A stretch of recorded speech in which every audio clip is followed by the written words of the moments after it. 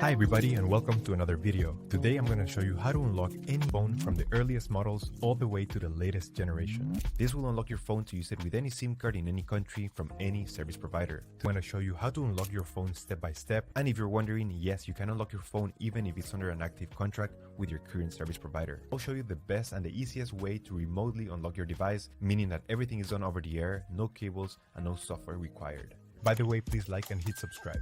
So with that said, let's begin. So the first step is to get your phone's IMEI number. This is a unique number and you can get it by dialing *#06#.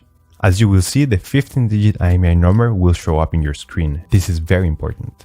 You can also find this number behind the box or in the settings of your device. Now we're gonna switch cameras and we're gonna go to the computer. Alright, so the next step is to go to the internet. Here we will unlock the phone. We have to fill in the form, the brand of your phone. So this will work for any other brand as well. Then you're gonna write down your IMEI number. That's the number we got at the beginning of the video. So just make sure you write it down correctly. Then you have to type the email where you want to receive your code or the notification that your phone has been unlocked. So just make sure you write it down correctly. It's very important. Otherwise you won't get your unlock code. So just make sure it is 100% correct.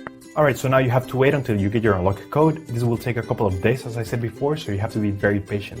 But for this example, I'm going to show you how the email I got looks.